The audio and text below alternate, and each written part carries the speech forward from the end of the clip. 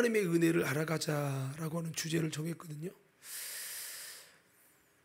원래는 은혜를 알아가자라고 하는 것이었는데 돌이켜보니까 다 그것도 하나님의 은혜더라고요. 그래서 하나님의 은혜를 알아가자라고 하는 이번 달의 주제를 정했습니다. 비록 제가 이번 달의 설교는 반밖에 못하지만 오늘 하고 그 다음에 마지막 주 추수감사 때 말씀하겠지만 여러분들이 이 신앙의 초점을 가지시고 하나님의 은혜를 정말 여러 가지로 여러분 찾아가고 발견하고 하나님의 은혜가 임하는 사람이 되시고 그 하나님의 은혜를 경험하는 성도들이 되시고 그 하나님의 은혜의 그 통로를 발견하셔서 정말 여러분 하나님의 은혜가 부어지는 우리 성도들 다 되시기를 예수님 이름으로 축복합니다. 때로는 그 은혜가 오는데 그 은혜가 중단되는 여러분 그럴 때가 있거든요. 우리가 무지하면 그렇게 됩니다. 그래서 오늘 말씀의 이 부제를 하나님의 은혜를 알아가자 이런 부제를 정했어요. 우리가 읽은 본문 말씀에서도 좀 하나님의 은혜를 모르니까 그 은혜가 중단되는 거죠. 이스라엘은 그걸 모르는 거죠. 하나님을 떠나서 그 은혜가 탕자처럼 중단됐는데 왜 하나님이 떠났는지조차도 모르는 거예요. 그래서 오늘 좀 말씀을 좀 그렇게 초점을 가지고 여러분 지난 시간에는 뭐 하나님의 역사를 세워가자는 초점이었지만 오늘은 좀 우리에게 중단된 하나님의 은혜가 다시금 우리에게 회복되고 다시 재현되고 다시금 여러분 그 은혜의 강물이 그 은혜의 생명수가 임할 수 있는 저와 여러분 모두로 세워질 수 있는 이 자리가 되기를 예수님 이름으로 축복합니다. 자, 그래서 우리가 지난 시간에 나눈 것은 하나님의 은혜가 사실 이스라엘에게 얼마나 왔습니까? 그렇죠? 포로된 그들을 하나님이 이끄셔가지고 노예된 그들을 기적 가운데 홍해를 건너게 하시고 광야에서 애굽의 그 때를 빼시냐고 정말 노예의 잘못된 근성이 아니라 하나님의 축복된 여러분 자녀로 여러분 누릴 수 있도록 하려고 주님은 광야에서 예배를 훈련하고 하나님을 알아가게 하셨습니다.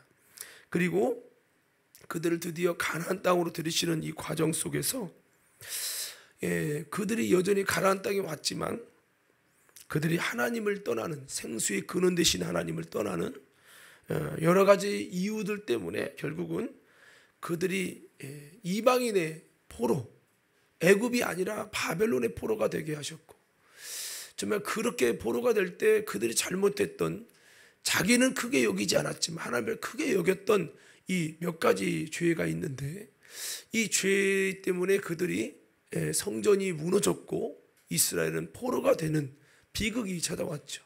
그런데 하나님이 진짜 기적같이 70년 만에 다시 돌이키셔서 이스라엘을 귀환하게 하시는 은혜를 주셨고 그런 은혜를 경험하고 회복을 경험한 이스라엘이 왜 우리가 이런 고난에 찾았는지 우리는 분별하고 다시는 이런 넘어진 돌불에 넘어지지 말자 이걸 에스라가 부흥운동을 했고 그러면서 스룹바벨 성전이 세워졌고 또한 느헤미야를 통해 성벽이 재건되는 은혜가 임했습니다.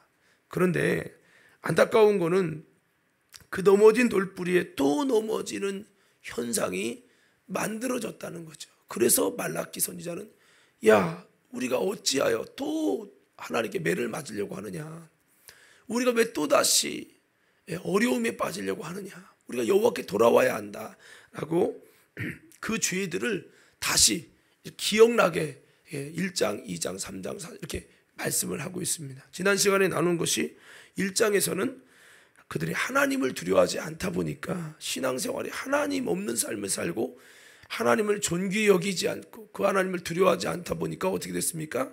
그들이 예물이 타락하는 거죠. 하나님께 드려지는 예배가 타락하면서 예물이 먼저 타락하고 하나님이 받을 수 없는 눈먼 희생을 거짓된 예물을 올려드리니까 하나님이 이 예물을 받을 수가 없는 거죠. 그러면서 예배가 타락됐고 정말 이것이 이스라엘 다시 한번 포로되는 성전이 무너지는 위기가 올 것이라고 이 말라기 선지자는 외치고 있었습니다. 예, 그래서 우리는 오늘 이렇게 이런 넘어진 돌부리에 또다시 넘어지면 안 되겠다는 것을 지난 시간에 이렇게 다짐을 하면서, 동시에 우리 신앙이 타락하고 하나님과의 관계가 무너지며 하나님을 경외하는 마음이 사라지게 되면 나도 모르게 이 예물이 타락하고 여호와의 상이 더러워지며 깨끗하지 못한 제물을 올려드리게 되면 이런 아주 어려움이 임하게 된다. 영적인 불행이죠. 하나님은 정말 이런 것들을 받지 않으신다고 말씀하고 있는데, 그래서 절정적으로 또 제사장들이 이것을 막았어야 되는데, 잘못된 예배, 잘못된 예물, 잘못된 신앙생활에 대해서 아닌 것을 아니라고 해줄 수 있는 이런 거룩한 감독의 역할을 하지 않아서 결정적으로 무지한 이스라엘 백성들이 신앙이 무너지면서 예배가 전체적으로 무너지는 일들이 도미노처럼 일어나면서 이스라엘이 결국은 무너졌고요. 이것이 솔로몬의 타락과 비슷한 사례였다는 말씀을 드렸습니다. 그리고 두 번째는 2장에서 이스라엘 사람들이 넘어진 돌뿌리, 반복되는 죄악, 하나님이 무너뜨릴 수밖에 없는 두 번째 이야기가 바로 자폰과 그 다음에 통혼에 섞이는 혼합주의 역사, 하나님의 거룩과 성결을 파괴시키는 경건한 자손이 될 것이라고 하나님의 뜻을 정해서 아담 한 명으로 시작했던 하나님의 인간을 지으시는 하나님의 비전의 사역이 이스라엘이 이방인들과 섞이고 인간의 아름다움을 보고 자기가 원하는 자들로 아내를 삼는, 내가 어릴 때 정말 취했던 그 아내를 무시하고 정말 하나님의 도덕 윤리도 하나님의 십계명도 무시하고 마음대로 그렇게 함으로 인해서 우상이 들어오고 신앙이 섞이고, 여러분 창기와 합하는 자는 그와 한 몸이 된다는 것을 잊지 못하였느냐, 고린도전서에 있잖아요. 이 말씀, 그런 하나님의 설계, 영적인 설계는 한 몸이 되게 설계를 했는데 마음대로 우상의 사람들과 한 몸이 되면서 이스라엘의 거룩성은 무너지고, 하나님은 어떤 하나님이야? 거룩하게 구별해서, 말씀대로 구별해서 그들에게 복을 주시고 은혜를 주신 하나님이 우리 하나님이신데, 그 하나님의 복 주시려는 모든 계획이 다 무너지는 거예요. 그래서 주님은 이 부분에 대해서 안타까우면서 말라기 2장 15절에 하나님이 인간을 지신 목적이면 이 창세기부터 이 말라기까지의 아주 중요한 하나님의 핵심, 경건한 자손을 얻게 하려 하심이라. 이 가정사역이 굉장히 중요한 거죠. 경건한 자손, 정말 우리 가정에 예수만 섬기는, 우리 찬양하잖아요. 예수만 섬기는 우리 집. 근데 예수도 섬기는 우리 집, 아니 세상을 섬기는 우리 집, 이렇게 점점 되어가고 있는 것이 우리의 비극입니다. 근데 여러분 출애굽기 보면 사탄이가 참 싫어하는 것 중에 하나가 뭐냐, 이 가정이 인각이 되고 이 가정이 그리스도에게 들어와서 가정이 경건한 자손 되면 하나님이 함께함과 일반인데, 야 이거는 있을 수 없다. 이거는 그러면 하나님의 뜻이 이루어지는 건데, 하나님이 함께한 사건이 되는 건데, 이거는 있을 수 없다. 이건 있을 수 없다.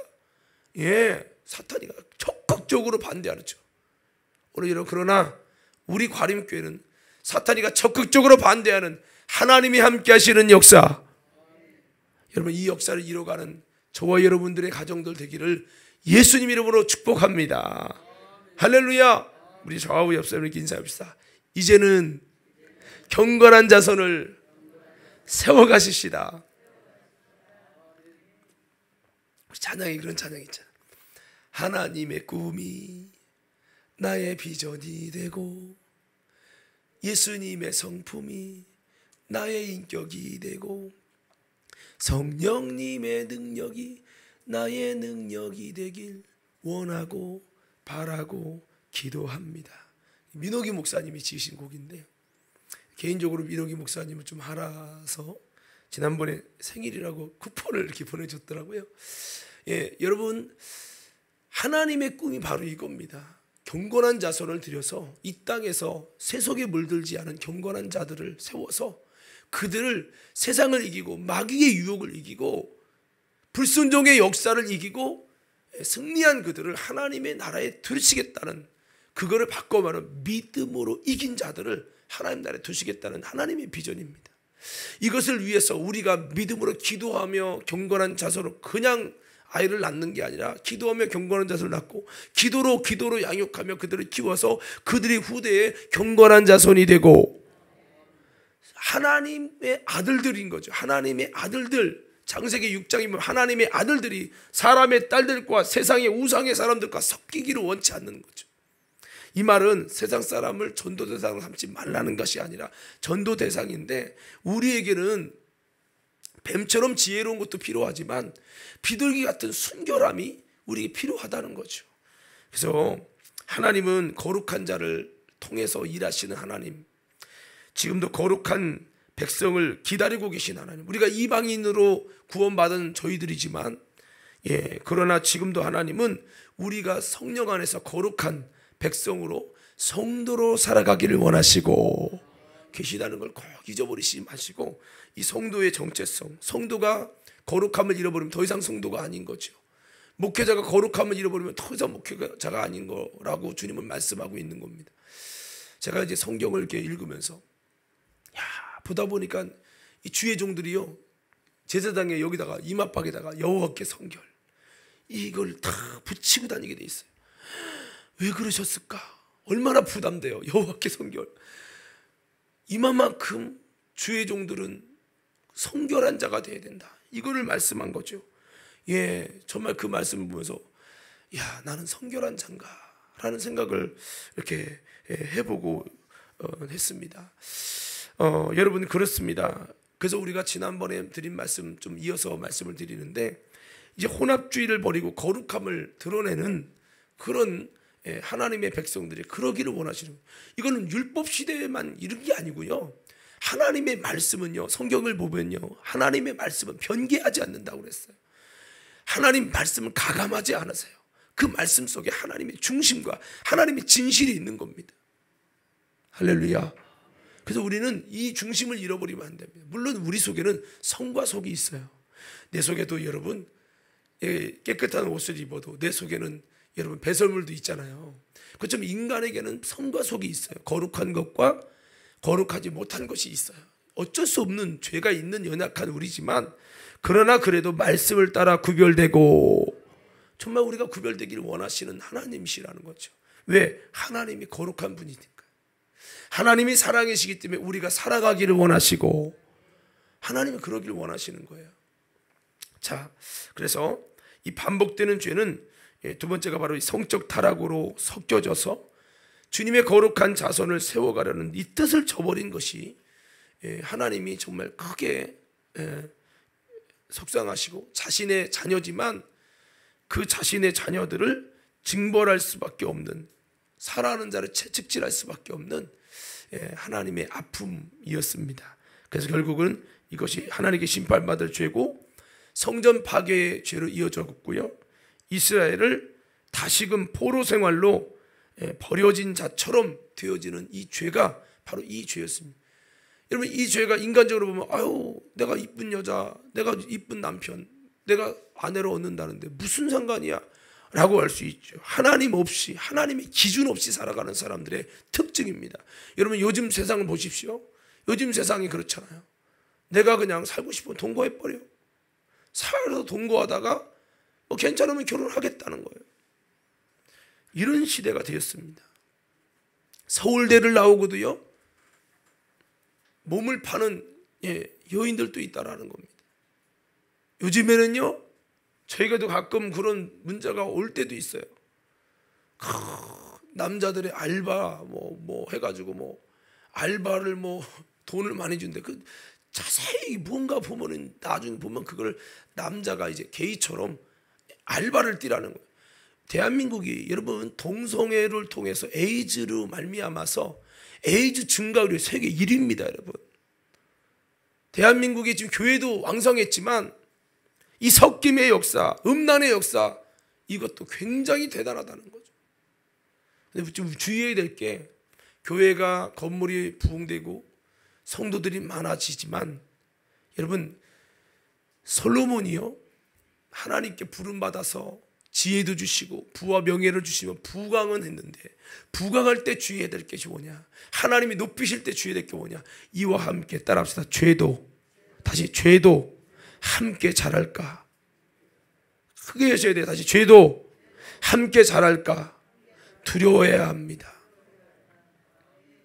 솔로몬의 죄는 마지막에 넘어진 게 아니에요. 제가 몇 번 설교했습니다만, 바로 솔로몬의 1000번제와 함께 하나님의 인정받고 사랑받아서 그가 하나님 높이실 때, 그때부터 애굽의 여인을 드리기 시작했습니다. 그러니까 이게요, 하나님의 사람들도 참 무서운 겁니다. 무서운 거.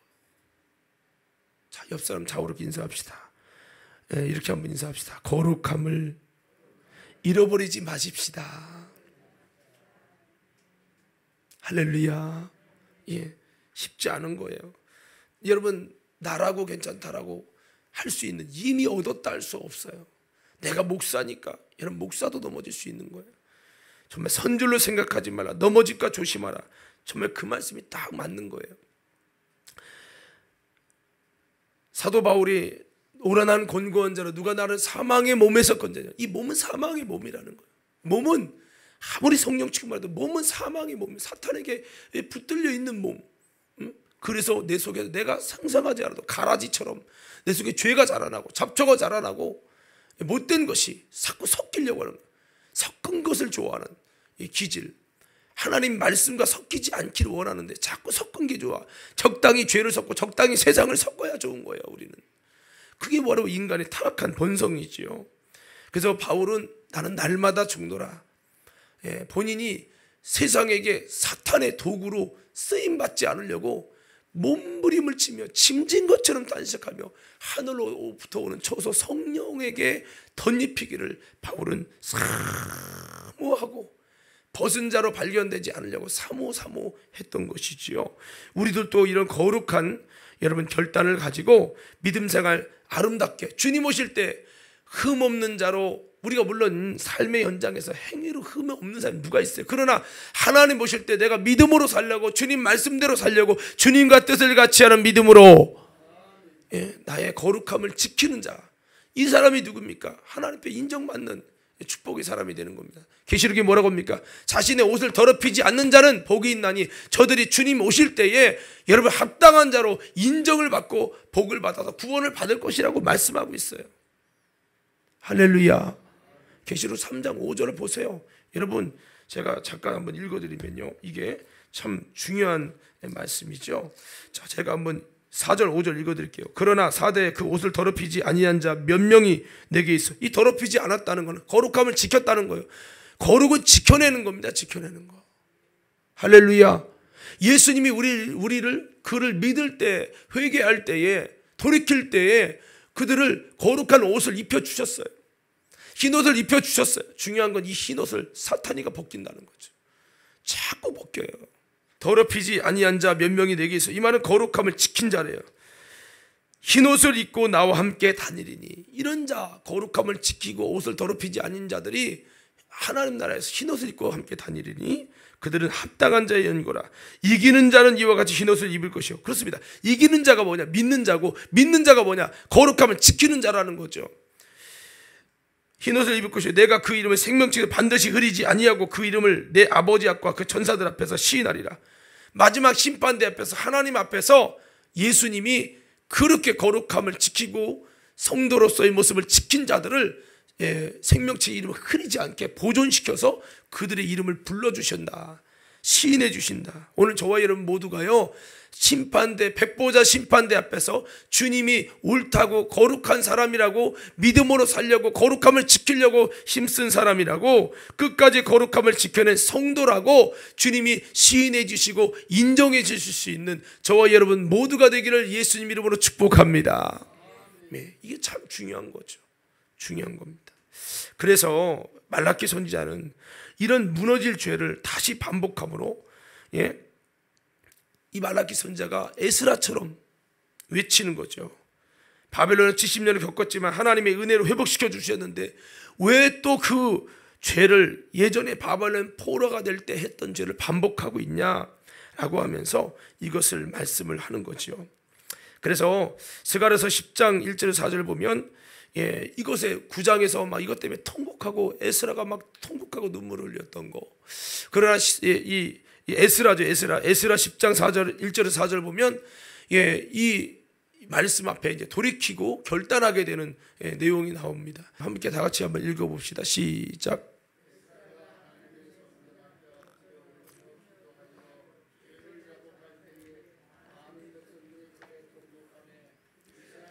잠깐만 보세요. 야 여기 읽어보세요. 참 감사한 게 회개 운동을 해서 운동이 되는 게 아니라 정말 에스라 같은 하나님의 사람들이 이것 때문에 여러분 통곡하며 울며 기도할 때, 자복할 때에 그 죄를 나의 죄로 여기고 자복할 때 이제 백성들이 크게 같이 통곡하는 하나님의 이 영적인 신령한 누룩이 전염되어지고 이게 전염된다는 거죠. 야, 참. 그래서 사실 대한민국도 그래요. 저도 설교하고 있는 목사지만 목회자들부터 사실은 울며 기도해야 된다라는 생각을 갖습니다. 여러분 성경을 보면 요엘서를 보면요, 제사장들이 먼저 울며 이르기를 여호와여 우리를 이방인 가운데 멸시받는 나라가 되지 않도록 하나님 불쌍히 여겨달라고 울며 통곡하며, 결혼 있는 사람도 가지 말고 모든 사람이 다 나와서 정말 하나님 앞에 자복하면 주님의 마음이 중심이 불붙는 것 같아서 주님이 그들을 회복시키고 그 땅을 회복시켜 주시기로 말씀하고 있습니다. 조금만 더 읽어볼까요? 자, 계속 있습니다. 백성의 남녀와 어린 아이의 큰 무리가 그 앞에 모인지라. 엘람 자손 중 여이엘의 아들 스가냐가 에스라에게 이르되 우리가 우리 하나님께 범죄하여 이 땅 이방 여자를 맞이하여 아내로 삼았으나 이스라엘에게 아직도 소망이 있나니 곧 내 주의 교훈을 따르며 우리 하나님의 명령을 떨며 준행하는 자의 가르침을 따라 이 모든 아내와 그들의 소생을 다 내보내기로 우리 하나님과 언약을 세우고 율법대로 행할 것이라. 계속요. 이는 당신이 주장할 일이니 일어나소서 우리가 도우리니 힘써 행하소서 하니라. 할렐루야. 에스라가 얼마나 힘이 날까요? 주님 말씀 앞에 떠는 우리가 있습니다. 우리 소생을 우리가 내보내겠습니다. 생사를 쪼개는 겁니다. 사랑도 정도 쪼개는 거예요. 진정한 신앙은요, 하나님이 아니라 할 때 지금껏 살고 있는 습관과 모든 게 있어도 이것이 정들은 세상이고 정들은 죄악일지라도 이거를 생사를 잘라내듯이 내보내고 말씀에 따라 내보내기로 결정하였습니다. 할렐루야. 이게 하나님 역사가 일어나는 거예요. 이런 역사를 통해서 에스라 부흥 운동을 통해 스룹바벨 성전이 세워진 겁니다. 근데 이거를 또 답습하는 거예요. 넘어진 돌불에 떠넘어지는 거죠. 그러니 얼마나 말라기 선지자가 여러분 주님의 마음을 토로했겠냐 이 말이죠. 그래서 이 에스라 10장 18절 이하에는요, 그 내보낸 이방 여인들을 버린 자들의 명단이 소개됩니다. 18절 한번 혹시 띄워줄 수 있으면 띄워주세요. 시작. 제사장의 무리 중에 이방 여인을 아내로 맞이한 자는, 자 보세요. 저 누구도 이방 여인을 아내로 맞이했어요? 제사장도, 목사님들도, 그리고 이게 개판된 거예요. 목사님들도 첩을 둔 거예요. 이방 여인들 이쁘다고 둘째 마누라 셋째 마누라 둔 겁니다. 이러니까 에스라가 통곡하는 거예요. 그러니까 제사장들이 이제 듣고 자기들 깨달은 거예요.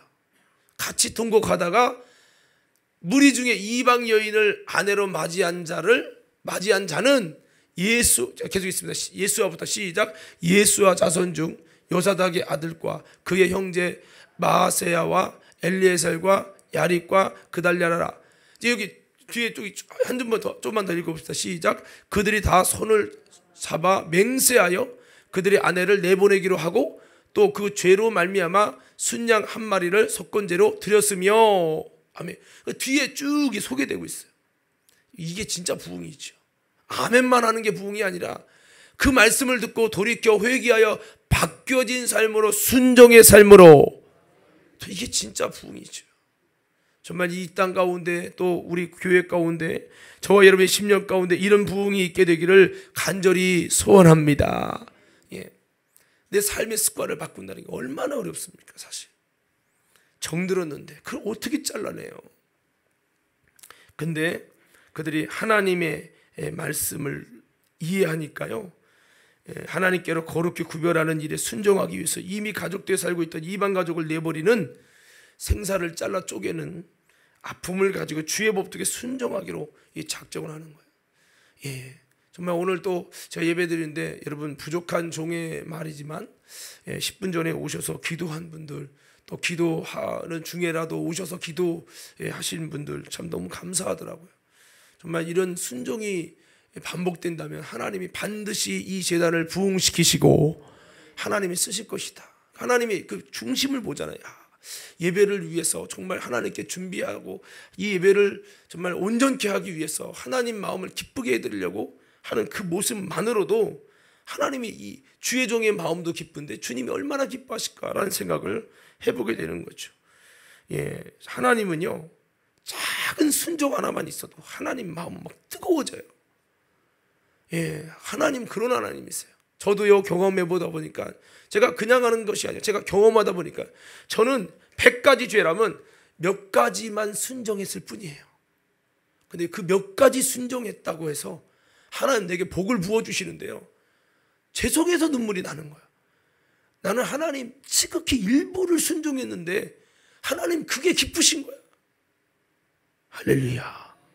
여러분, 이게 참 하나님을 경험하고 알면요, 예, 진짜 결국엔 제가 지난번에 중부위원회 이제 평신수련회 가서도 제가 그 말씀 하려다가 못했는데, 하나님의 역사가 나타날 때 중요한 포인트가 있습니다. 그 포인트는, 첫 번째 포인트는, 먼저는 하나님의 말씀 없이 행하지 않아요. 말씀이라는 철로를 타고 하나님의 역사가 온다는 거예요. 두 번째는 순종입니다. 그 말씀을 주시고, 항상 선지자를 통해 말씀을 주시고, 그 다음에 그 말씀에 순종할 때 하나님의 놀라운 은혜와 부흥이 온다는 거예요. 오늘 저와 여러분들이 하나님의 역사를 만나는 아름다운 우리 저와 여러분 모두가 되기를 예수님 이름으로 축복합니다. 자, 그래서 다시 말씀으로 돌아왔어요. 예, 이 말라기 선지자가 이렇게 동일하게 죄를 범하는 이것 때문에 하나님께서 저들의 예물과 헌물을 돌아보지 아니하시는 역사가 일어나게 됐다라고 이렇게 또한 말씀을 하고 있습니다. 예물도 온전치 못한 헛된 예물을 드린 것도 문제지만 저들의 삶의 죄악 때문에, 섞임의 역사, 혼합의 역사 때문에 더더욱 그렇다는 거죠. 성적인 타락으로 거룩함을 저버리고 혼합주의 역사로 하나님의 거룩함의 역사가, 경건한 자를 얻기 원하시는 하나님의 본질적인 그 역사를, 하나님의 비전의 역사를 본질적으로 뒤엎어버리는 이 악함을 반복하는 이 죄, 이것이 이스라엘을, 바벨론의 이스라엘을 이제 다시 로마의 식민지로 수천 년 동안 종살이하는 그런 일로 버릴 수밖에 없었던 일이 된 것이죠. 우리 여러분, 이 말씀들을 보면서 지금 우리는 어떤가 한번 돌아보셔야 한다는 겁니다. 다시 주님 앞에 올바른 예물을 올려드릴 수 있는 우리 과림교회가 되기를 예수 이름으로 축복합니다. 자, 그렇습니다. 그러기 위해서 우리가 헌금도 올바라야 되지만, 헌금을 드리는 우리의 삶이 올바라야 된다는 것, 올바라야 된다는 거죠.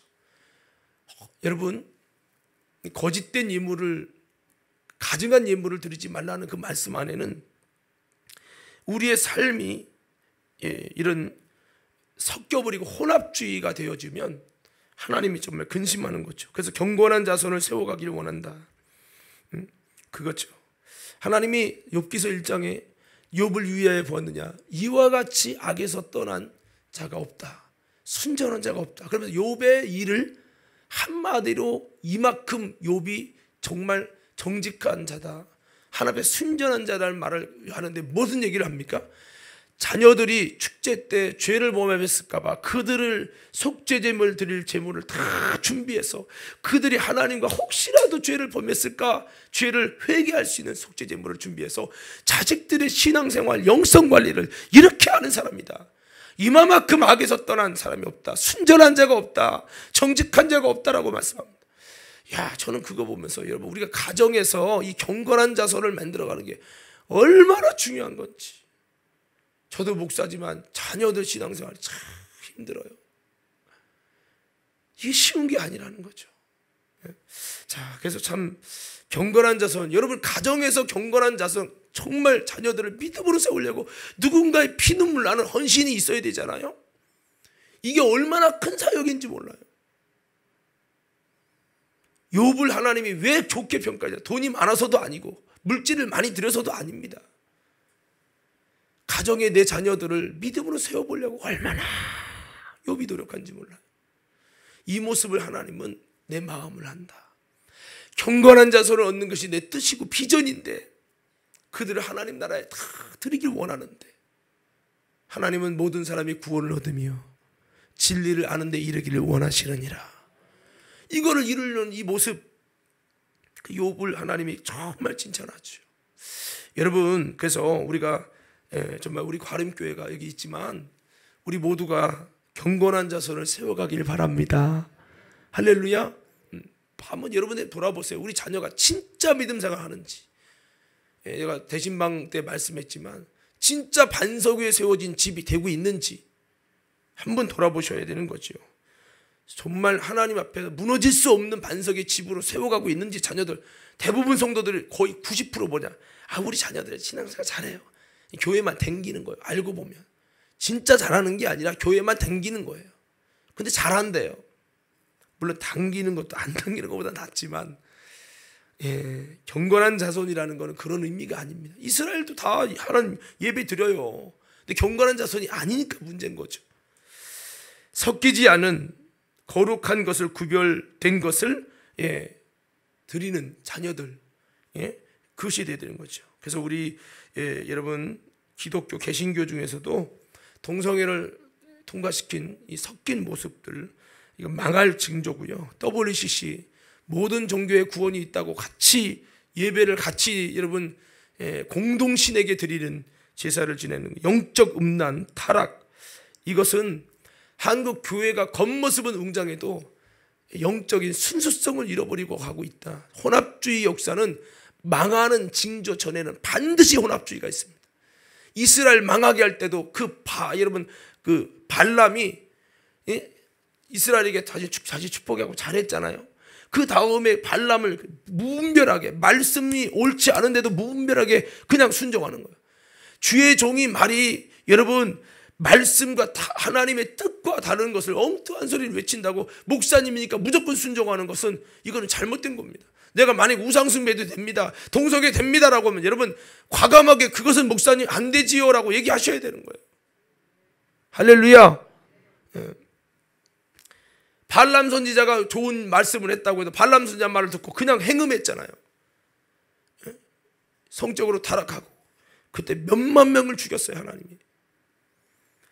이런 섞이는, 한국 교회도 섞이면 안 된다라는 것을 외치고 있는 거잖아요. 그래서 문제는 교회 다니는 성도들도 다 다를 것이 없이 썩어져 가고 있다라고 하는 거죠. 우리 의식이요, 가치관이요. 주님이 이것을 싫어하신다는 거죠. 왜 내 백성을 세우고 왜 인간을 지으셨는가? 이 본질의 목적이 경건한 자손을 얻게 하십니다. 오늘 다시 한번 혼합주의, 여러분 다원주의, 모든 종교가 구원이 있다는 다원주의, 세속주의, 인본주의를 우리가 다시 버리고 거룩함을 소유해서 구별된 하나님의 성도의 아름다운 모습, 성도답게 하나님의 백성답게 세상에 있지만 세상에 섞일 수 없는, 세상에 떠있는 방주와 같은 아름다운 모습 가져서 우리 모두 성결한 거룩함을 가져서 하나님의 기쁨 되는 우리 모두가 되길 주의 이름으로 축복합니다. 제가 지금도 좀 기억나는 게 있어요. 제가 첫사랑의 은혜 안에 빠져 있었을 때, 기도만 하면 하나님의 임재를 경험하고 있었을 때, 그때 주님이 제게 그런 말을 해서 제가 어머니한테 그런 얘기를 했었던 것 같아요. 그때는 여자친구도 사귀지도 않고 그런 것도 잘 모르고 세상에 정말 때도 묻지 않았을 그때입니다. 정말 사무엘처럼 하나님이 저를 부르시고 또 말씀하시고 나타나셔서 제게 그랬어요. 은수야, 성결해라. 그래서 제가 그거를 어머니한테 말씀했던 기억이 나요. 하나님이 내게 성결하라고 하신다고. 아마도 그게 정말 그 말씀을 내가 온전히 지켰다면 저는 정말 귀하게 쓰임받았을 겁니다. 여러분, 성결하는 것이 사실 쉽지 않잖아요. 저는 뭘 성결하라? 특별히 그때는 제가 너무 세상 물정 모르고 정말 순수한 마음 그거 하나였는데 하나님이 왜 성결하라고 했는지 좀 더 이제 알게 되는 거죠. 지금도 하나님은 거룩한 자를 쓰시고 이 마지막 시대의 능력이 뭐냐? 거룩이 능력이. 한번 따라 거룩이 능력입니다. 참 힘든 거예요. 목사가 여러분 안진병이 일으키는 거는 그것도 힘들지만 여러분 진짜 능력은 거룩이라는 거죠. 어렵습니다, 여러분. 그렇지만 하나님은 이 더러운 자도 다시 회개시켜서 거룩하게 되면 구별되면 주님이 귀하게 쓰십니다. 그래서 디모데후서 2장 21절 22절 다 하는 말씀이지만 주님은 뭐라고 말씀하고 계십니까? 누구든지 이런 것에 자기를 깨끗하게 하면 거룩해지면 귀 쓰는 그릇이 되어 거룩하고 주인의 쓰심에 합당하며 모든 선한 일에 준비함이 되리라 라고 말씀하고 있습니다. 모든 선한 일에 준비함이 된다. 저는 우리 과림교회가 모든 하나님의 선한 일에 준비함이 되시고 준비함이 됐으면 좋겠어요. 우리 좌우 옆 사람에게 인사합시다. 하나님의 선한 일에 준비함이 되십시다. 할렐루야, 할렐루야. 오늘 이 말씀이 좀 무거운 말씀인데 벌써 이렇게 시간이 이렇게 갔어요. 자, 이 말씀은 여러분 다시 한번 정말 이 마지막 때는 이게 굉장히 중요한 말씀이기 때문에 여러분 이걸 꼭 지키시고요. 자, 우리 마지막 한 말씀만 더 나누고 마치겠습니다. 그 세 번째 이 타락의 죄가 느헤미야 때의 11조의 타락죄입니다. 11조를 좀먹고 임의로 자기 뜻대로 사유화, 하나님의 것을 내 것으로 사유화시킨 이 죄, 사탄적인 이 일, 하나님의 물질, 하나님의 것, 하나님의 11조에 손을 댄 죄 때문에 이스라엘이 무너지고요. 이것 때문에 하나님의 역사가 중단되고 하나님의 은혜가 중단됐다는 거죠. 자, 우리 먼저 우리 말라기에서는 이 부분을 이제 말씀을 좀 드리고 그 다음에 먼저 바벨론 포로가 됐었을 때 그들의 문제점들을 또 찾아보도록 하겠습니다. 말라기 우리 이제 3장 우리 1절부터 12절인데요. 자, 이걸 지금 다 읽을 수는 없고 여러분 아까 우리가 읽지 않았던 부분 1절부터 6절까지만 먼저 보겠습니다. 1절부터 5절까지 6절까지요. 6절까지 8절까지만 보겠습니다. 8절까지만 자 한번 읽겠습니다. 여러분 자 읽겠습니다. 시작. 만군의 여호와가 이르노라 보라 내가 내 사자를 보내리니 그가 내 앞에서 길을 준비할 것이요 또 너희가 구하는 바 주가 갑자기 그의 성전에 임하시리니 곧 너희가 사모하는 바 언약의 사자가 임할 것이라. 그가 임하시는 날을 누가 등이 당하며 그가 나타나는 때에 누가 등이 서리요 그는 금을 연단하는 자의 불과 표백하는 자의 잿물과 같을 것이라. 그가 은을 연단하여 깨끗하게 하는 자같이 앉아서 레위 자손을 깨끗하게 하되 금, 은같이 그들을 연단하리니 그들이 공의로운 제물을 나 여호와께 바칠까. 자 보세요. 이것이 이제 그리스도를 통해서 하나님의 레위인 주의 종들을 먼저 깨끗하게 할 것이다. 그들을 연단해서 그들이 깨끗한 제물, 공의로운 제물을 여호와께 바치게 할 것이다. 할렐루야. 이렇게 말씀하는 겁니다. 우리가 깨끗한 제물이 되는 것도 참 굉장히 중요한 겁니다. 4절이 있습니다. 시작. 그때 유다와 예루살렘의 봉헌물이 옛날과 고대와 같이 나 여호와께 기쁨이 되리라. 우리 과림교회의 예물이 봉헌물이 하나님께 기쁨이 되기 원합니다. 이게 중요한 겁니다. 중요한 거. 헌금은 드리고 예배 드리는데 하나님의 기쁨이 안 되는 거예요. 이 큰 문제죠. 5절 계속 있습니다. 시작. 내가 심판으로 너희에게 임할 것이라. 점치는 자에게와 간음하는 자에게와 거짓 맹세하는 자에게 품꾼의 사게 대하여 억울하게 하며 과부와 고아를 압제하며 나그네를 억울하게 하며 나를 경외하지 아니하는 자들에게 속히 증언하리라. 만군의 여호와가 말하였느니라. 나 여호와는 변하지 아니하나니 그러므로 야곱의 자손들아 너희가 소멸되지 아니하라. 여기 보면 변하지 않는다라고 하는 것이 옛날 성에 변혁지 아니하시나니, 이 말은 하나님의 말씀은 다시 바꾸지 않는다는 거예요. 변혁지 않는다, 변하지 않는다, 이 말은 하나님의 말씀을 말하고 그래 이렇게 바꾸지 않는다는 거예요. 그러므로 야곱의 자손들아 너희가 소멸되지 아니하니라. 7절 보겠습니다. 시작. 만군의 여호와가 이르노라. 너희 조상들의 날로부터 너희가 나의 규례를 떠나시키라. 주님의 규례를 주셨는데 이것이 이제 변화되고 바뀐 줄 아는 거예요. 아니요, 11조의 규례가 바뀌지 않았다는 겁니다. 세월이 지나고 시대가 바뀌었지만 하나님의 11조의 규례가 바뀌지 않았다는 거예요. 근데 변혁된다고 생각하는 거예요. 이것이 이스라엘의 문제였던 겁니다. 그럼 나의 규례를 지키지 않았다. 무슨 규례지? 8절 봅시다. 시작.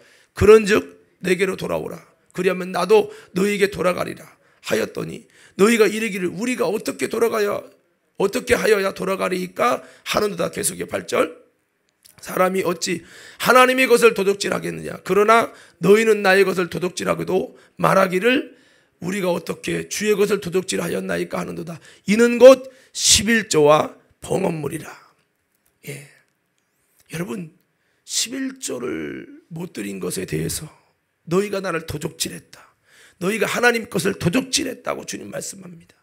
이것이 뭐냐? 옛날부터 하나님이 세우신 규례인데 이게 하나님의 말씀은 변개하지 않는데 변개했다고 말하고 있느냐? 하나님은 변혁하지 않는다, 변개하지 않는 하나님이다. 한번 정하신 뜻을 이루시는 하나님. 여러분, 그렇다는 거죠. 물론 예수 그리스도를 통해서 완성된 부분도 있지만 완성되지 않고 계속 이루어가야 될 뜻이 있는 겁니다.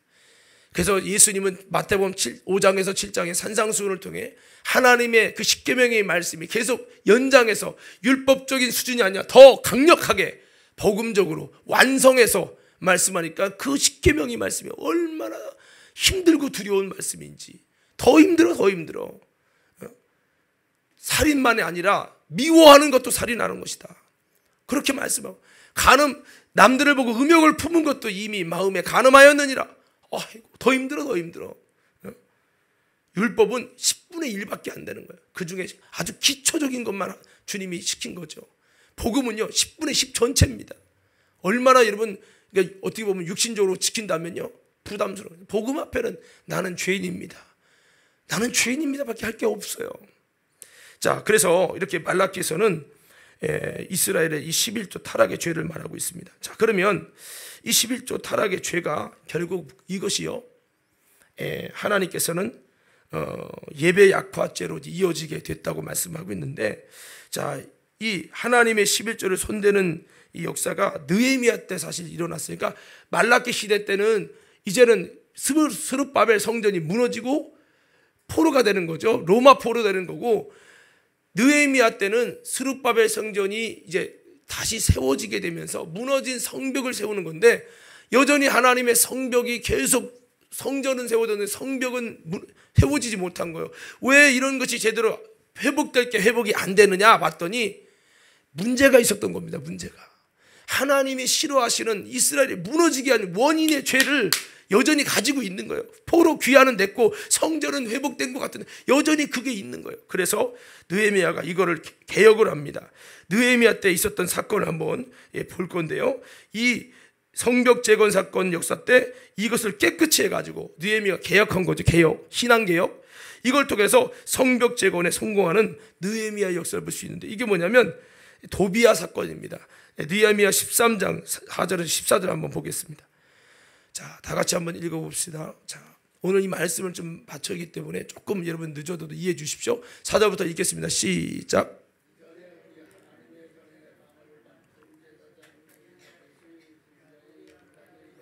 자, 이 도비야라는 인물을 잘 보셔야 됩니다. 도비야, 하나님의 제사장인 엘리야십이 나랑 친하다고 도비야라는 사람을 이제 끌어들이는 겁니다. 잘 보세요. 5절 시작.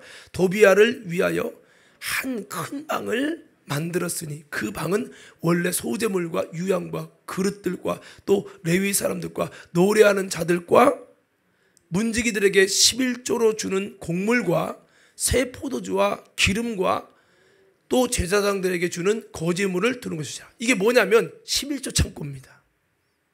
하나님이 이 11조 창고, 여기 11조를 가지고 주의 종 제사장에도 주고 찬양하는 사람에도 주고, 왜냐하면 구약에는 레위인들이 찬양했어요. 아무나 찬양 못했습니다. 노래 실력 있다고 하는 게 아니에요. 그러니까 레위인, 제사장 다 주님의 종에 해당합니다. 여기서 찬양하는 사람들, 이 모든 게 지금은 평신도 갈 수 있지만, 그래서 여기 레위인들과 그 다음에 노래하는 자들과 제사장들, 이런 성전의 문지기, 다 교회의 어떤 충성자들, 전도사님들, 간사들, 또 여러분 찬양하는 자들, 이런 사람들 다 말. 예배를 위해 힘쓰는 그런 사람들 거룩히 구별해서 그들은 하나님의 11조를 가지고 그들을 나눠준 겁니다. 이거를 하는 방, 11조 방, 그 11조 헌금이 들어오는 그런 것들을 곡식을 들었잖아요. 이걸 곡식을 다 두는 큰 방이 있었는데 여기다가 이 도비아를 둔 겁니다. 이게 뭐가 문제가 되느냐? 자, 계속 있습니다. 시작. 그때 내가 예루살렘에 있지 아니하느니라. 바벨론 왕 아닥사스다 32년에 내가 왕에게 나아갔다가 며칠 후에 왕에게 말미를 청하고 예루살렘에 이르러서야 엘리야십이 도비아를 위하여 하나님의 전 뜰에 방을 만든 악한 일을 안지라. 이제 느헤미야가 이제서 알았다는 거예요. 계속 있습니다. 내가 심히 근심하여 도비아의 세간을 그 방 밖으로 다 내어 던지고 명령하여 그 방을 정결하게 하고 하나님의 전에 그릇과 소재물과 유향을 다시 그리로 들여 놓았느니라. 계속요. 내가 또 알아본즉 레위 사람들이 받을 몫을 주지 아니하였으므로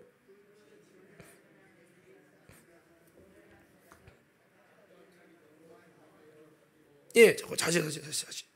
여기 보면 레위 사람들이 받을 몫을 주지 않았다 했잖아요. 그 이유가 그겁니다. 도비아라는 사람이 여러분 11조를 모아두는 아주 귀한 그 거룩한 하나님의 구별된 그 재물을 담당하고 있는 방에 넣다 보니까 먹을 게 있네? 그 11조를 다 까먹은 거예요. 지 맘대로. 그러니까 11조에 여러분 창고에 구멍이 난 겁니다.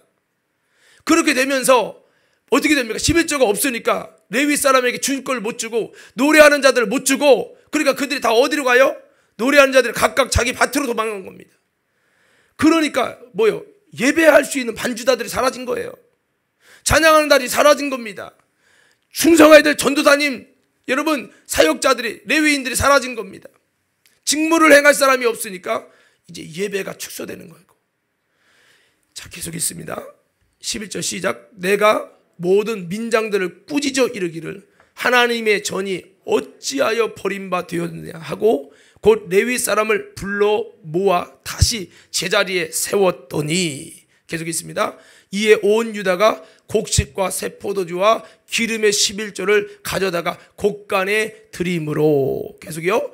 내가 제사장 셀레마와 서기관 사독과 레위 사람 부다야와 나를 장고지기로 삼고 마따냐의 손자 삭굴의 아들 하난을 버금으로 삼았다니 이는 그들이 충직한 자로 인정됨이라.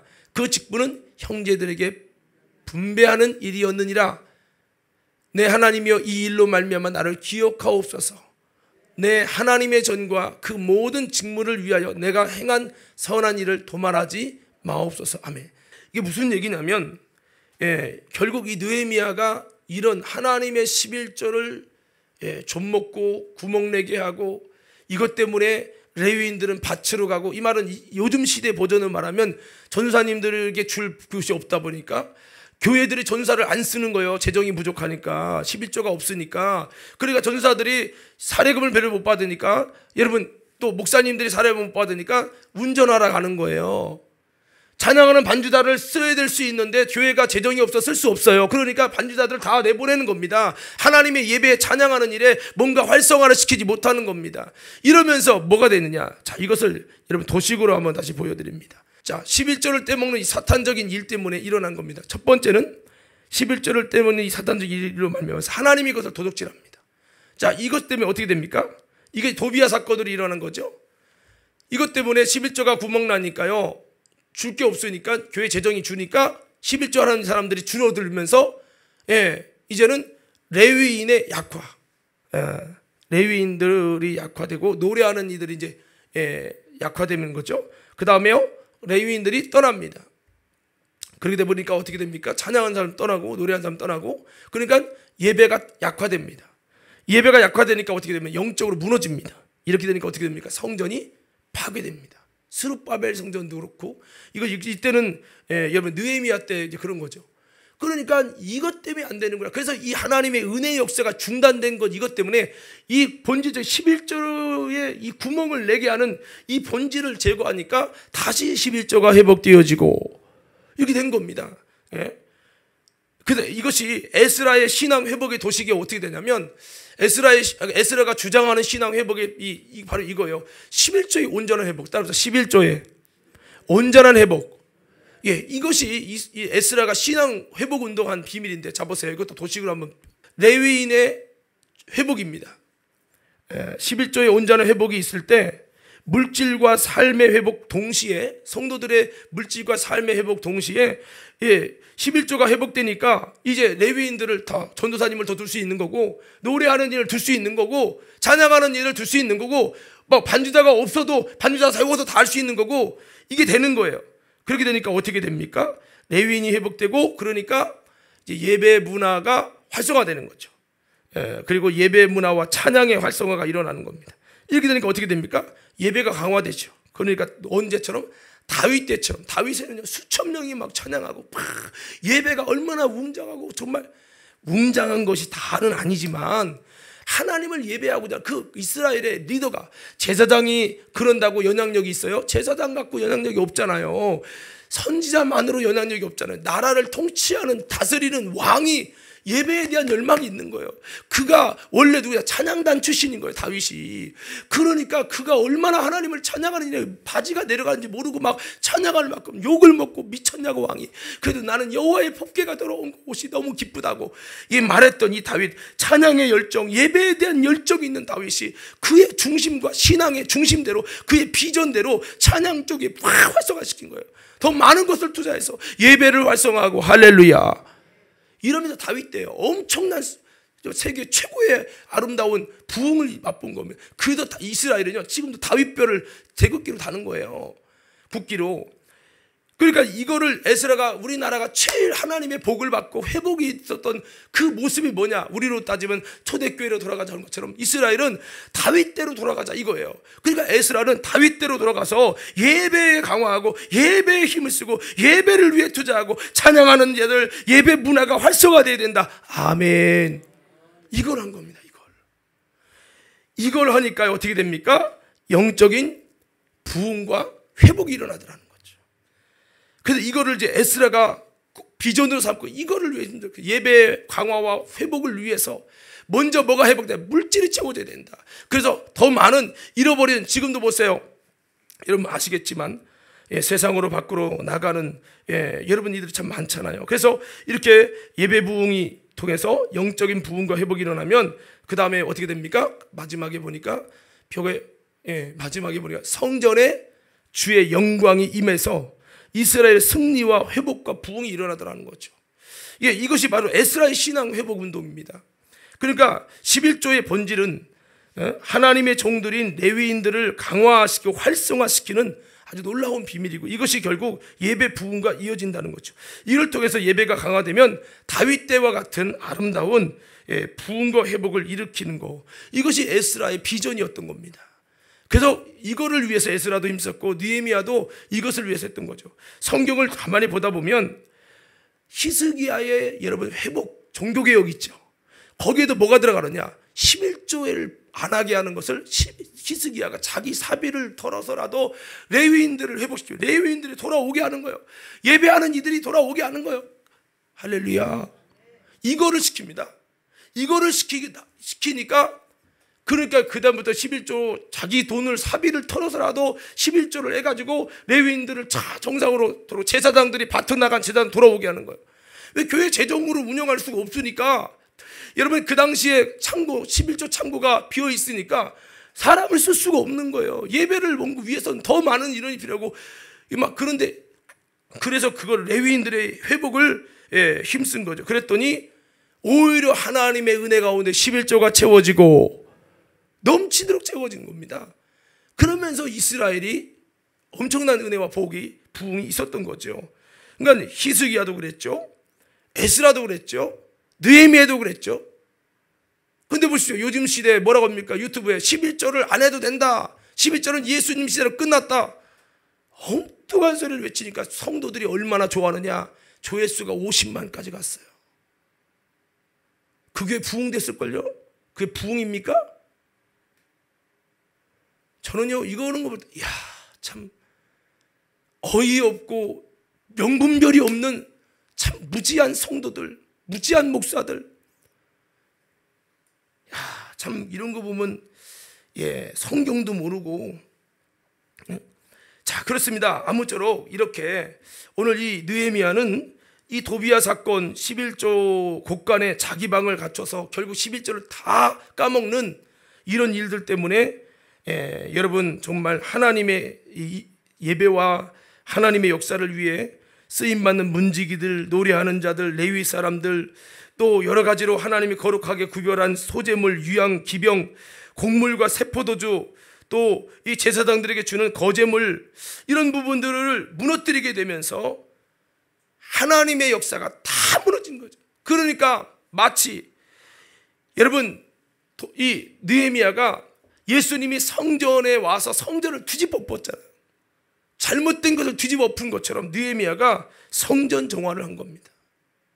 이것을 통해서 다시 무너진 성벽이 다시 재건되는 은혜, 하나님의 역사가, 하나님의 은혜가 이어져 간 거죠.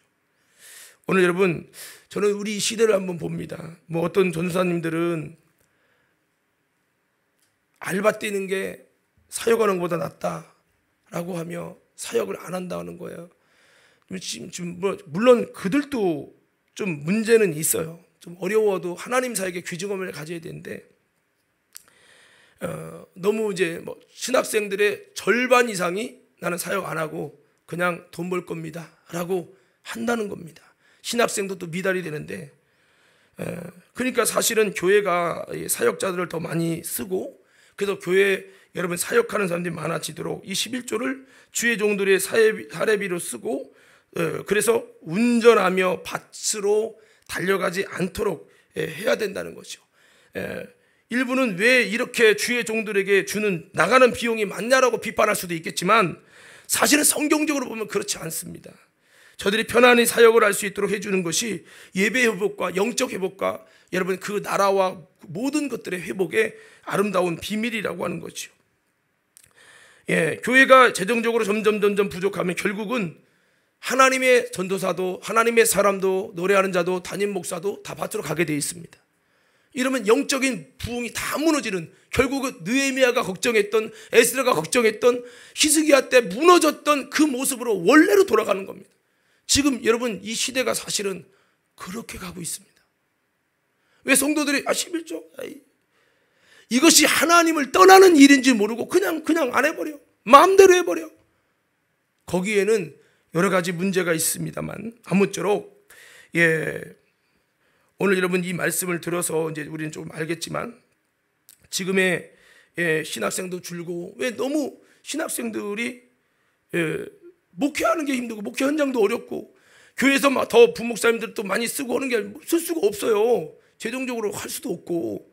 그러니까 가봤자 들어갈 데도 없고, 제대로 잘해주는 데는 대형교회인데 대형교회는 또 한도가 있고, 그러니까 힘들고 어려운 교회 안 가고 뭐 유기선 목사님 교회라든지 뭐 큰 교회들은 줄 섰어. 전도사들이 줄 섰어. 그러니까 차라리 어떤 사람들은 나는 차라리 작은 교회 가서 이렇게 않고 큰 교회 가서 그냥 신학생으로 그냥 교회만 다니고 난 돈 벌어서 그냥 나가 살 거다. 이런 사람도 많다는 거예요. 거기서 어떻게 잘 보여가지고, 물론 전사님들도 기회주의를 노리고 하는 것도 문제가 있지만 여러분 지금 교회들마다 많이 어려워서 목사님들이 운전으로도 하고 있는 분도 있고, 제 친구 목사님도 타일을 붙이세요. 참 그런 분들 보면 저도 참 죄송한 마음이 들기도 하는데, 이게 왜 그러냐. 제가 지난번에 집회 갔던 어떤 교회는 나름대로 청년들이 활발하게 움직여요. 청년이 20명이 막 열심히 해. 근데 11조 생활하는 사람이 단 한 명도 없다는 거예요. 신앙이 무슨 신앙을 가지는 거예요. 신앙관 자체가 젊은이들은 11조를 꼭 해야 돼. 목사님들 돈 뜯어내려고 하는 거 아니야. 이렇게 여기는 거예요. 여러분, 아까 하나님의 말씀은 변개치 않는다고 그랬잖아요. 근데 이 말라기 시대로 와서 하나님 말씀 변했어, 시대가 변했어, 이러고 여기고 안 한 거예요. 이것이 하나님을 떠나는 일이 됐고, 이것 때문에 이스라엘이 저주를 받은 것임을 모르는 거예요. 자기 멋대로 성경을 해석하고, 나중에 어려움 나고 왜 어려움 나간지 몰라요. 하나님 왜 우리를 돌아보지 아니하시나이까? 너희가 나를 떠나서 그렇다. 우리가 언제 주를 떠났나이까? 우리 예배 드렸는데요, 11조와 헌물, 하나님 것을 도적질하고도 안 떠났냐? 주님이 이렇게 책망하셨다는 거죠. 오늘 사랑하는 믿음의 성도 여러분, 다시 한번 느헤미야 때처럼, 에스라처럼, 에스라의 부흥운동이, 느헤미야의 부흥운동이 다시 이스라엘을 회복시켰잖아요. 물론 오래 가지 못했지만 히스기야도 마찬가지고, 진짜 하나님이 쓰시는 사람들의 영적인 회복의 시작은요, 세상으로 나갈 수밖에 없었던 레위인들을 다시 불러 모으는 겁니다. 할렐루야. 정말 자기들의 사비를 줘서라도, 때로는 그래요. 뭐 연주팀이든 뭐든 어쩔 수 없이 우리가 뭐 음악하는 사람들 키워내지 못하고, 우리 교회가 대단한 교회가 되지 못하다 보니까 한계도 있지만, 연주 하는 사람들이 못 오면 저도 뭐 동준이가 이렇게 드럼 치는 친구 같이 왔는데 자기 차로 기름값 나눠주면서 이렇게 왔다는 거예요. 근데 여기 전에 있었던 그 친구, 드럼 치는 친구 나가게 되니까 자기도 그건 기름값이 안 맞고 또 그거로는 안 되고, 그래서 나갈 수밖에 없게 된다고 그래서 제가 사비를 더 주고 있어요. 기름값을. 왜냐하면 줘서라도 하나님의 일이 이루어지게 하고자 하는 마음이 있는 거예요. 예전에도 사실 뭐 강원도에서도 오는 친구도 있었는데 지금은 못 오고 있습니다만, 한 달에 기름값과 교통비만 80만 원 들어갔네. 자기가 그걸 부으면서 오는데, 물론 몸이 안 좋아서 못 오게 됐지만, 정말 그 친구도 뭔가 해주고 싶은데 내가 해줄 수 있는 돈이 없는 거예요. 근데 이거를 이제 재정부에 얘기할 수는 없고, 왜냐하면 재정부에서도 지금 많은 부분이 지출이 되는데 더 이상 해달라고 할 수도 없고. 근데 이게 뭐냐, 꼭 그렇게 해야만 반주가 되고 예배가 되는 건 아닙니다. 하지만 여러분, 이 구약 성경에서도 노래하는 자들과 레위인들과 제사장들과 이런 여러 사람들에 대해서 교회가 예배하는 일에 집중을 했었다는 거죠. 근데 이제 점점 교회가 약화되고 11조가 구멍 나니까 전사님도 내보내고 부목사님 내보내고 노래하는 데 내보내고 다 내보내는 거죠. 그러다 보니까 보세요, 우리도 같은 경우도 지금 남은 사람들이 누구냐, 반주자들이요. 뭐 그걸 비난하는 건 아니지만 자원하여 봉사하는 반주자 다 중단됐습니다. 누구냐? 유급으로 하고 있는 전사님들 코로나도 왔고요. 유급으로 하는 반주자들은 계속 지금까지 유지해 왔어요. 자원봉사 다 중단됐습니다. 여러분, 교회들마다 이게 우리만의 문제가 아니라 모든 교회의 공통점입니다. 지금 대부분 교회들이 코로나로 재정이 어려워서 반주다 예배팀 다 잘랐습니다. 몇 부 예배팀 자르고 메인 예배팀 하나, 그것도 잘라버리고 없애서, 여러분 갑자기 우리 교회 금요 집회 때 반주하겠다고, 어떻게 하냐고. 다른 교회 이제 예배가 중단돼서 예배팀이 없어져서 제가 시간이 나서 그냥 봉사하겠다, 이렇게 됐던 거거든요. 그러니까 지금 코로나로 인해서 지금 이 성경에 있는 내용대로 그대로 가고 있어요. 지금 6,000교회가 교회 문 닫았잖아요. 왜? 코로나니까 안 오잖아요. 안 오면서 11조 하고 헌금하는 안 해요. 그러니까 재정이 유지가 안 되고 월세 밀리다가 결국에는 교회 문을 닫은 게 6,000개에서 만개랍니다. 여기에는 여러 가지 있지만 뭐 11조는 안 해도 된다는 등 뭐 등 이렇게 여러분 하는 잘못된 부분도 있죠. 아무쪼록 저는 여러분이 설명은 다 드릴 수 없지만 제가 사실 더 말씀할 부분들이 있지만 오늘 여기서 말씀을 좀 마칠 건데요. 이 11조의 타락으로 인해서 예배가 약화되고 이를 통해서 결국은 무너졌는데, 이 에스라가 보니까 우리가 이렇게 다 무너졌는데 옛날에 제일 하나님의 부흥과 은혜와 회복을 주셨던, 축복을 주셨던 때가 언제가 보니까 한번 따라서 예배가 활성화될 때 하나님의 복도 활성화됐다. 그래서 이 에스라가, 여러분 어성경 들으면 알지만 에스라가 꿈꾼 비전이 뭐냐면 다윗 때와 같은 예배 회복입니다. 그래서 레위인들과 노래하는 자들과 이런 걸 다 다시 끌어들여서 여기에 집중하는 거죠. 할렐루야. 예, 이건 제가 만들어낸 얘기가 아니고요. 이거 성경의 역사입니다. 이스라엘 역사.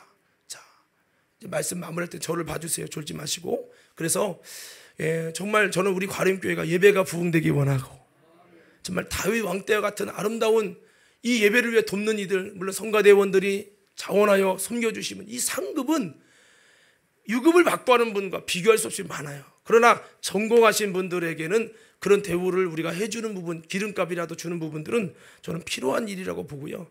아무쪼록 정말 우리가 여러 가지 예배하는 일에 더 많은 이들이 헌신하고 또 자원하여 헌신한다면 뭐 음양이든 뭐든 그런다면 더 많은 하나님의 은혜와 복을 주시겠지만, 아무쪼록 우리가 정말 예배 부흥을 위해 우리 모두가 함께 힘쓰고 또 충성하는, 자원하는 충성자들이 많아질 때 여러분 이 교회는 또 아름다운 하나님의 역사를 이루고 우리의 삶의 물질과 또 삶의 아름다운 부흥이 일어나고, 성전이 무너지고 포로 생활로 가는 것이 아니라 성전이 세워지고 포로 생활이 아니라 자유케 되어지고 정복하고 다스리는 하나님의 은혜의 축복이 저와 여러분이 이루어지기 원하고, 우리 삶의 현장에서도 그렇습니다.